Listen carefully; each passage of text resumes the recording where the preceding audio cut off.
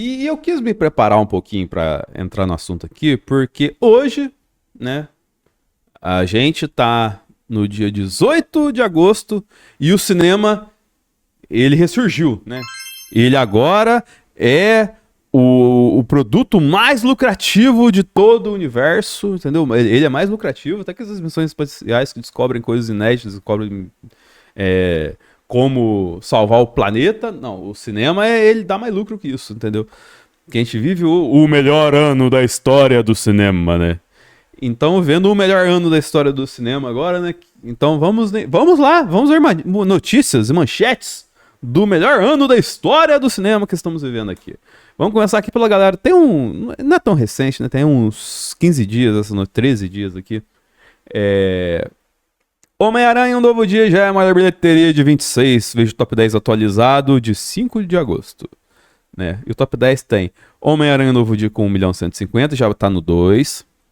2 bilhão, quer dizer, bilhão, bi de bananada. Toy Story 5 com 1 milhão, 1 bilhão. Eu sempre esqueço que começa com B aqui. 1 bilhão 68. Michael com 1 bilhão e 16. Super Mario Galaxy com 1 bilhão e 11. A Odisseia com 922 meses já tá no 1 bilhão também. E aí tem os que não vão mudar, né? O indicador aqui, né? O Diabo Veste Prada 2 com quase 700. Devorador de Estrela com quase 700, mais um pouco abaixo. Pegasus 3, que é um filme chinês lá, com 650. Obsessão, com quase 500, como a gente mencionou agora há pouco. E Minions e Monstros com 450. E aí, tem uma outra parada que eu vi aqui, ó. Que é a manchete que eu ia trazer. Que o Homem-Aranha passou de 2 bilhão. E um novo recorde pra Sony, né? Aqui é... 1,2 bilhão foi em mercado internacional, 785 no nacional, entendeu? Ele oficialmente é a maior receita de 2026, passando 2 bilhões. Segundo o Hollywood Reporter, o filme não está dando sinais de que vai desacelerar a sua bilheteria em breve, embora a arrecadação do filme esteja caindo cada semana seguinte sua estreia. Isso é normal. Ele foi capaz de gerar 70 milhões na última semana dentro dos Estados Unidos. Com isso, ele superou com folga O Fim da Rua, que chegou ao cinema de 13 de agosto, a gente fala daqui a pouquinho desse filme também. A quarta melhor bilheteria do cinema foi Patrulha Canina. No entanto, foram superados pelos 23 bilhões e o Odisseia já ultrapassou 1,2 bilhão, como eu disse, entendeu? Aí, tipo, deve continuar essa trajetória e tal, assim, falando que vai seguir. No entanto, vai ser preciso que ele ultrapasse a marca de 936 milhões para superar o desempenho nominal do histórico Star Wars Portada à Força, além de trazer de volta Peter Parker para um cenário de mais pé no chão. O longa também da DJ, papapá e tal, aqueles textos padrão, entendeu? Mas, assim, é engraçado porque, cara, não tem muito tempo neste canal a gente tava tentando entender o porquê que os blockbusters não tava explodindo, entendeu? E aí, passa pouquíssimo tempo, né? O verão americano fica lá no talo. E aí explode, né? E aí virou o melhor ano da história do cinema. Isso diz muito sobre o imediatismo apocalíptico que a gente tem na internet nos dias atuais, entendeu? Porque, cara, parece que o mundo vai acabar quando algo dá errado, entendeu? Como eu tava falando agora há pouco, o Mandaloriano e Grogu foi visto como um fracasso. O fracasso do Mandaloriano o fracasso do Mandaloriano e Grogu foram quase 400 milhões de dólares. Milhões de dólares, entendeu? Então, assim, é bizarro. Logicamente, a gente tem o Supergirl, mas olha como é que nem tudo é fracasso, entendeu? Mestres do Universo se torna o filme mais visto do streaming no mundo todo, que foi quando ele chegou ao Prime, né? Ele bateu o recorde em todos os países. Foi um filme muito assistido. E aí, tipo, tá falando, né, que pô, ele foi bem no streaming e tudo mais. O que consolida uma questão de que ele foi concebido para ser grande para um público que não era do cinema. E não se soube fazer a leitura disso do entorno. Então, assim, muito dessas questões que a gente está falando, tanto para o bem quanto para o mal, são, entre aspas, criadas pelo entorno. E às vezes ficam maiores do que elas deveriam ser ou elas ficam menores do que elas deveriam aparecer. O exemplo do He-Man é clássico nesse ponto, porque muito provavelmente o público que ia ver He-Man, ele não é um público de cinema mais, entendeu? É um público que é mais acomodado, fica em casa e tal, e gosta de ver no streaming. E aí esperou a obra chegar no streaming e assistiu e fez ele bater os recordes, entende? Eu disse na época, e disse quando falaram que foi um fracasso, e digo agora, esse filme passa longe de ser um desastre, entendeu? De ser uma catástrofe. Mas ele não foi visto, por conta do entorno, entendeu? Ele foi até bem aceito no Brasil, melhor do que foi lá fora, entende? Mas é o reflexo desse viés apocalíptico, né, que a gente tem na internet. Quer ver outro reflexo de viés apocalíptico que a gente tem hoje em dia na internet? Aqui é a notícia do Correio 24 Horas.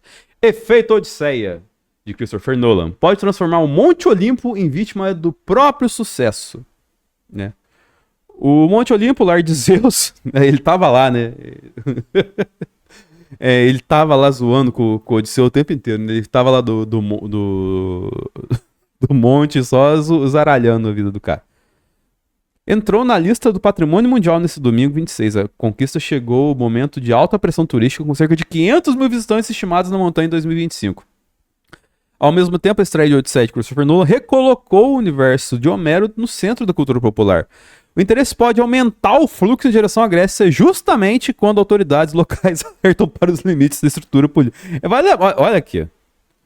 Pô, não é um negócio novo, né, gente? É literalmente a coisa mais antiga possível. Então, assim, vê que isso aqui é do 7, né? Lar dos Deuses ganha reconhecimento mundial. A área ampliada do Monte... área ampliada. Entendeu? Passou milhares de anos, mas não, foi ampliar a área agora. Foi reconhecido como patrimônio misto.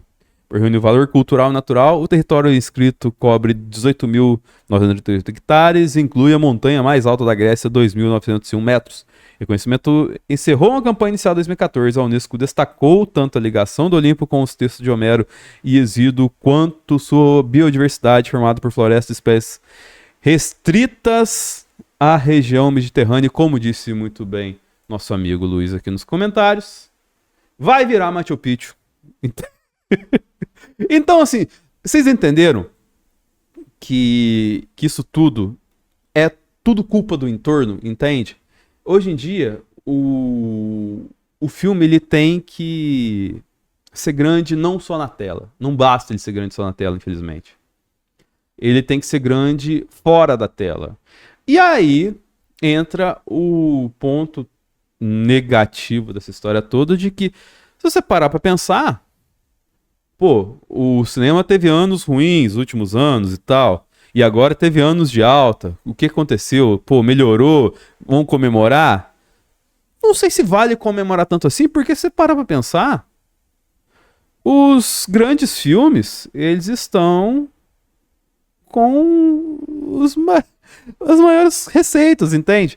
Então, se não mudou Homem-Aranha, Sony Marvel Studios e Homem-Aranha, Odisseia, Brandon Nolan, né? E os atores famosos, Anne Hathaway, Matt Damon, Zendaya, Toy Story, franquia Disney, né? Michael, a franquia Michael, entendeu? Do tudo que o Michael Jackson faz dá dinheiro. Então, assim, não é que, tipo, pô, um cara... obsessão. É o terror. Terror é um método de tiro no escuro muito mais rentável do que um romance, um filme da Jennifer Lopez, entendeu? Porque se você encaixa o filme de terror, você faz um rio de dinheiro com ele, porque o terror ele é totalmente ligado à experiência que o cinema proporciona pra gente de elevar sentimentos à flor da pele, de gerar medo e tal assim. Então, quando o terror dá certo e clica no cinema, ele vai dar dinheiro.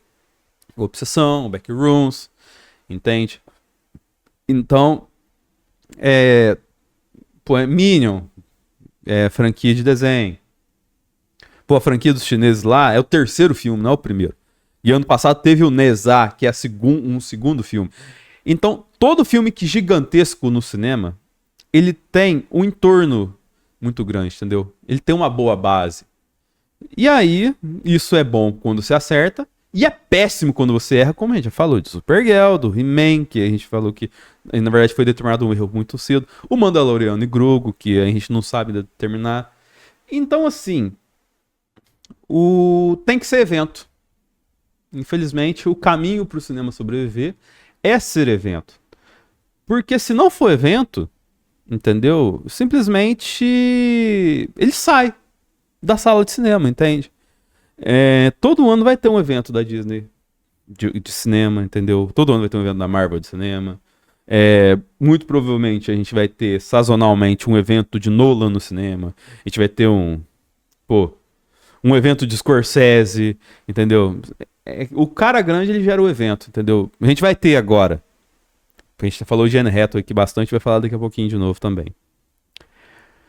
A gente tem o evento que vai ser o Diário de uma Princesa de novo também. Então, sim, sempre tem uma base grande para fazer um volume de dinheiro grande, né? Não é que ninguém reinventou a roda do cinema, as mesmas coisas voltando de formas diferentes para agradar o mesmo público. A gente tem que ter muito claro isso, entende?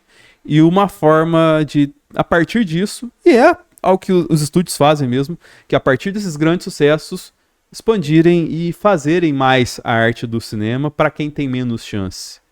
Poderia ser mais democrático? Claro, é o discurso do cara lá que ganhou o Oscar de roteiro, acho que é da ficção americana.